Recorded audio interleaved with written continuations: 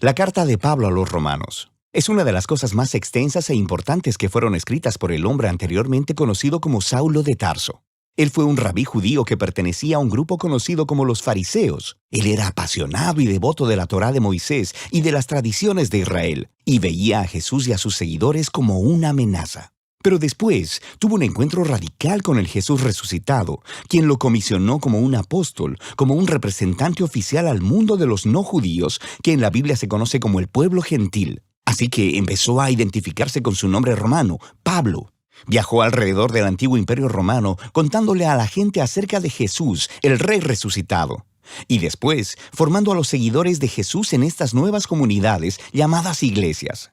Y Pablo ocasionalmente escribiría cartas a estas nuevas comunidades de Jesús para ayudarles a desarrollar su fe o para responder sus preguntas. Y una de esas cartas es el libro de Romanos. De hecho, este libro fue escrito bastante tarde en su carrera. Sabemos por el libro de Hechos que la iglesia en Roma ya había existido por algún tiempo y que estaba formada por seguidores de Jesús, tanto judíos como no judíos. Pero en algún momento el emperador romano Claudio había expulsado a todos los judíos de Roma.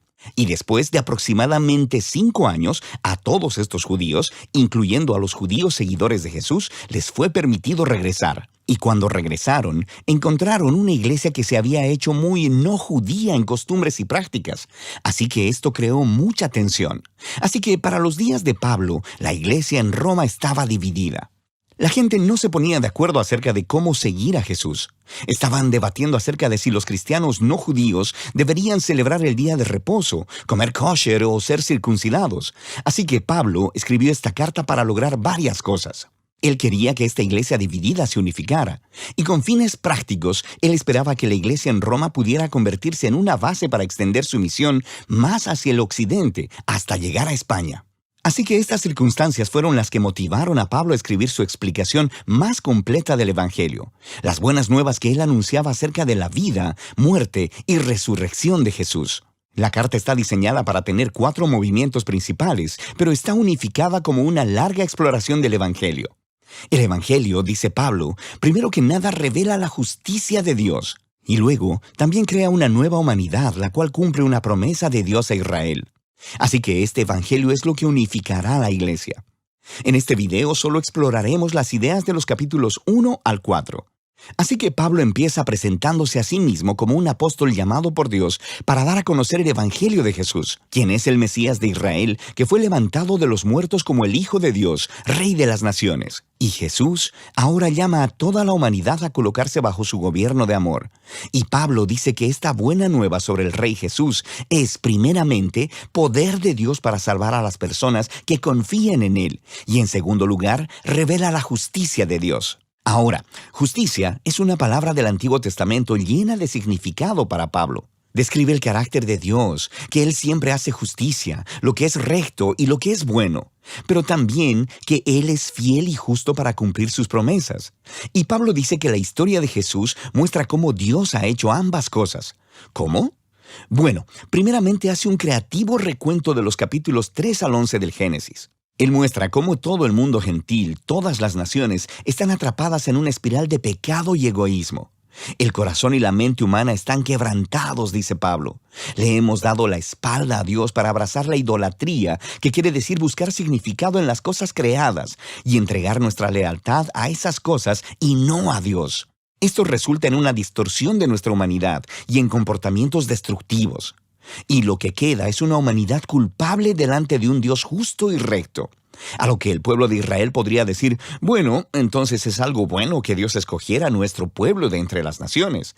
Él nos salvó de la esclavitud en Egipto, nos dio las leyes de la Torá y en ellas el día de reposo y el comer kosher y la circuncisión. Y todas estas leyes nos muestran la manera de vivir como el pueblo santo de Dios. Pero no tan rápido, dice Pablo. Él también les recuerda la historia de la Torá y del resto del Antiguo Testamento, el cual demuestra que Israel era tan pecaminoso, idólatra y moralmente quebrantado como el resto de la humanidad. De hecho, Israel es todavía más culpable que los gentiles, dice Pablo, porque ellos tienen la Torá y deberían saber cómo son las cosas. Así que, concluye Pablo, toda la humanidad, gentiles e israelitas, están desesperanzadamente atrapados y son culpables delante de Dios. Pero esa no es la última palabra. Las buenas nuevas de Jesús son la respuesta de Dios. En lugar de mantener a la humanidad en su culpabilidad, Jesús vino como el Mesías de Israel para morir en favor de todas las personas como sacrificio por los pecados. Como nuestro representante, Jesús tomó sobre sí mismo las justas consecuencias del dolor, del pecado y de la muerte que hemos causado en el mundo. Y Él venció a través de su resurrección de entre los muertos. Es esta nueva vida de resurrección la que Él pone a disposición de todos. Jesús se hizo lo que nosotros somos, para que nosotros pudiéramos ser lo que Él es. Y todo esto, dice Pablo, es la manera como Dios justifica a aquellos que confían o tienen fe en Jesús. Justificación es otro término del Antiguo Testamento lleno de significado para Pablo y se relaciona con la justicia de Dios. Literalmente significa declarar como justo. Debido a lo que Jesús hizo a nuestro favor, se nos da un nuevo estado delante de Dios. En lugar de declararnos culpables, Dios nos declara como personas que tenemos una correcta relación con Él y somos perdonados. La justificación nos integra en una nueva familia. A la persona que confía en Jesús se le da un lugar dentro del pueblo del pacto de Dios. La justificación también resulta en un nuevo futuro que comienza con un viaje de transformación de la vida por la gracia de Dios. Así que todas estas cosas acerca de la justificación son un regalo de Dios para aquellos que están en Cristo a través de la fe. Y esto lleva a que Pablo, en el capítulo 4, explore las enormes implicaciones que todo esto tiene respecto de quién puede ser parte de la familia del pacto de Dios. Él regresa a la historia de Abraham en Génesis 15. Antes de que cualquiera de las leyes de la Torá les fuesen dadas a Israel, Abraham fue justificado o declarado justo delante de Dios. ¿Cómo? Bueno, Dios prometió que Abraham se convertiría en el padre de una gran familia multiétnica que recibiría la bendición de Dios. Pero él y su esposa Sara eran muy viejos y nunca habían podido tener hijos. Pero aún así, Abraham tuvo una fe radical y confió en la promesa de Dios. Así que Dios lo declaró como justo. Así que Pablo dice que ahora Abraham se ha convertido en el padre de la nueva familia del pacto de Dios y que esta familia se está esparciendo por todo el mundo. Está formada por los judíos y los gentiles que tienen esa misma clase de fe y confianza en aquel que cumplió la promesa de Dios a Abraham, Jesús el Mesías. Así que hagamos una pausa y resumamos las ideas principales de Pablo aquí en los capítulos del 1 al 4, porque estas son el fundamento para entender el resto de la carta. Toda la humanidad está sin esperanza, atrapada en pecado y necesita ser rescatada. Sin embargo, este rescate no sucederá porque ellos intenten obedecer las leyes de la Torá. En lugar de eso, el carácter justo de Dios le ha movido a rescatar al mundo a través de la muerte y resurrección de Jesús, de modo que Él pudiera crear esa familia multiétnica de Abraham basada en la fe como su nuevo pueblo del pacto. Así que Pablo va a mostrar cómo esta nueva familia es parte de algo mucho, mucho más grande y que los llama a una manera completamente nueva de vivir juntos. Pero todo ello estará basado en estas ideas centrales exploradas en los capítulos del 1 al 4 de la carta de Pablo a los Romanos. Ahora, en los 3 movimientos restantes de la carta de Romanos, Pablo va a desarrollar todavía más ideas.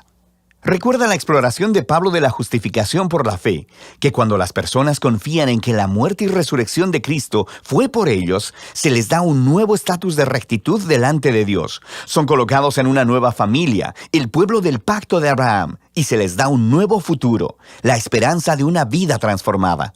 Ahora, Pablo quiere mostrar cómo esta realidad debería transformar cada parte de nuestra existencia, porque estar en esta familia significa ser parte de una nueva humanidad que Dios está creando a través de Jesús y el Espíritu.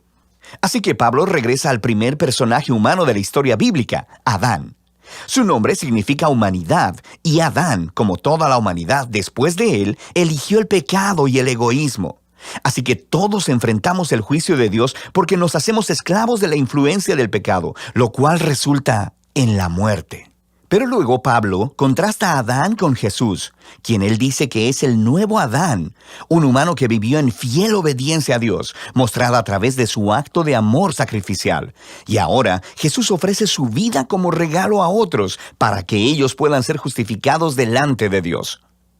Así que Jesús se emerge como la cabeza de una nueva humanidad que está siendo transformada por este regalo, y esto lo lleva al capítulo 6. Pablo les recuerda a estos cristianos en Roma que elegir seguir a Jesús significa dejar su vieja humanidad en Adán y entrar a la nueva humanidad en Jesús, y que su bautismo fue un símbolo sagrado de esta transición. Su vieja humanidad murió con Jesús y su nueva humanidad fue levantada con Él de entre los muertos. Así que cuando una persona confía en Jesús, su vida se une a la vida de Él, y lo que es cierto de Él, ahora es cierto también de ellos. Es cuando las personas aceptan su identidad como humanos en Jesús, que son liberados para convertirse en humanos verdaderos que realmente pueden amar a Dios y a su prójimo. Ahora, si crear esta humanidad siempre fue el propósito de Dios, pregunta Pablo en el capítulo 7, ¿cuál fue el punto de Dios entregando la ley, en hebreo la Torá, a Israel? Una nota al margen. Cuando Pablo utiliza esta palabra, ley, a veces él se refiere a la historia y el mensaje de los primeros 5 libros de la Biblia. Pero en otras ocasiones se está refiriendo más específicamente a los cientos de mandamientos dados a través de Moisés que se encuentran en la Torá. Aquí Pablo se está enfocando en el segundo significado. ¿Cuál era el propósito de todos esos mandamientos?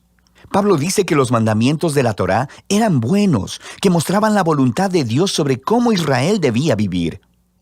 Pero si lees la historia de la Torá, verás que Israel desobedeció todos esos mandamientos. Entre más leyes recibieron, más reprodujeron el pecado de Adán y se rebelaron. Así que, aun cuando Dios le dio a su pueblo reglas morales específicas para obedecer, eso no arregló el problema del corazón pecaminoso del hombre. Paradójicamente, esas reglas hicieron a Israel todavía más culpable. Pero, dice Pablo, la paradoja es el punto. El objetivo de Dios era dejar muy claro que la maldad había secuestrado el corazón del hombre y que la Torá, por buena que sea, no podía hacer nada al respecto. Pero Pablo dice en el capítulo 8, la solución llegó en Jesús y el Espíritu. Y es así como los mandamientos de la Torá actuaron como una lupa, enfocaron el problema de la condición humana en un solo lugar, en el pueblo de Israel. Pero ahora, el representante de Israel, Jesús el Mesías, ha pagado por y lidiado con todo ese pecado a través de su muerte y resurrección. Y ahora, Jesús ha enviado su Espíritu sobre esta nueva familia para transformar sus corazones, para que ellos verdaderamente puedan cumplir el llamado de los mandamientos de la Torá, de amar a Dios y a su prójimo. Y hay más. La renovación de Dios de los seres humanos es el primer paso de su misión más grande, rescatar y renovar toda la creación, haciéndola un lugar donde su amor tenga la última palabra. Ahora, puedes ver cómo los capítulos del 1 al 8 son un largo hilo de pensamiento. Pero esto hace que surjan otras preguntas. Si todo esto fue el propósito de Dios, ¿cuál es el estatus actual de los israelitas que no reconocen a Jesús como el Mesías? ¿Cómo esta historia cumple las promesas de Dios para ellos? Pablo comienza el capítulo 9 con su angustia personal sobre sus compañeros israelitas, que no ven a Jesús como su Mesías. Y esto lo lleva a reflexionar en el Israel del pasado a partir de la historia en el Antiguo Testamento. Y él nos recuerda que simplemente ser un israelita étnico, un descendiente físico de Abraham, nunca hizo de nadie automáticamente un miembro fiel de la familia del pacto. Pablo nos muestra cómo Dios siempre ha seleccionado a un subgrupo de la familia de Abraham para llevar la línea de la promesa. Y su punto es que ahora la línea de la promesa es adelantada por aquellos que siguen a Jesús. Él nos recuerda que por un largo tiempo, personas dentro y fuera de la familia de Abraham han rechazado la voluntad de Dios. Él nos recuerda la historia de Israel, el becerro de oro y la rebelión de Faraón. Él nos muestra cómo Dios fue capaz de orquestar eventos para que el rechazo del pueblo egipcio hacia Él lograra sus propósitos redentores. Así que, en el capítulo 10, Pablo cambia su enfoque al Israel del presente. La razón por la que muchos israelitas rechazan a Jesús es porque ellos están basando su relación de pacto con Dios en su desempeño respecto a los mandamientos en la Torá. Y muy tristemente, no reconocen lo que Dios ha hecho a través de Jesús para crear una nueva familia de pacto basada en la fe. Así que, Pablo pregunta en el capítulo 11, ¿cuál es el futuro de Israel? ¿Ha rechazado Dios a su pueblo? No, dice él. Hay muchas personas judías, como yo mismo, que reconocemos a Jesús como nuestro Mesías, pero hay muchas que no. Pero Dios fue capaz de usar el rechazo de ellos para cumplir sus propios propósitos. Su rechazo causó que el Evangelio se esparciera aún más rápido y más lejos dentro del mundo gentil, haciendo la familia de Abraham aún más grande y multiétnica. Pablo describe a la familia del pacto de Dios como un gran olivo y que los rechazadores de Jesús han sido arrancados, por así decirlo, y estos gentiles son como ramas salvajes que han sido injertadas en el árbol familiar. Sin embargo, dice Pablo, un día Jesús será reconocido por su propio pueblo. No nos ofrece detalles de cómo. Pablo simplemente confía en el carácter de Dios y en la promesa de que Él no abandonará a su pueblo del pacto, lo que transiciona hacia la sección final del libro, los capítulos del 12 al 16. Pero no olvides el gran panorama. Debido a su fe en Jesús, los judíos y los gentiles ahora están juntos en la familia de Abraham. Esa nueva humanidad que está siendo transformada por el Espíritu de Dios, y así Dios está cumpliendo sus antiguas promesas. Por lo tanto, la única respuesta razonable es que estos cristianos judíos y los no judíos sean unificados como la iglesia. Los capítulos del 12 al 13 nos muestran que esta unidad vendrá de un compromiso de amar y perdonarse los unos a los otros. El amor se pondrá de manifiesto cuando todos, usando sus diversos dones y talentos, se sirvan unos a otros en la iglesia. Y también significa humildad y perdón. Cuando estos grupos étnicos y culturas diferentes se unen en Jesús, el conflicto es inevitable. Y esto solo puede vencerse a través del trabajo duro, del perdón y la reconciliación. Así mostrarán la más grande de las virtudes cristianas, el amor, la cual cumple los más grandes mandamientos de la Torá: amar a Dios y amar a tu prójimo como a ti mismo. En los capítulos 14 y 15, Pablo se enfoca específicamente en los asuntos que están creando divisiones étnicas en la iglesia romana. Estas son disputas acerca de las leyes de alimentación judías y del día de reposo. Y Pablo dice que estas prácticas no definen quién está dentro y fuera de la familia de Dios. Y si las personas difieren sobre estos temas culturales, importantes pero no esenciales, necesitan aprender a respetar sus diferencias. Y de esta manera, el amor sanará y unificará a la familia de Jesús. Pablo cierra la carta primero recomendando a Febe, quien es una líder clave en la iglesia de Cencrea. Ella tuvo el honor de llevar y quizá incluso leer en voz alta por primera vez esta carta a las iglesias romanas. Pablo luego concluye saludando a todas las personas que no ha visto por mucho tiempo. Y ese es el final. ¡Wow! Ahora puedes ver mejor cómo todas las piezas de esta carta encajan y muestran la gran obra maestra que es. Y de eso se trata la carta a los romanos.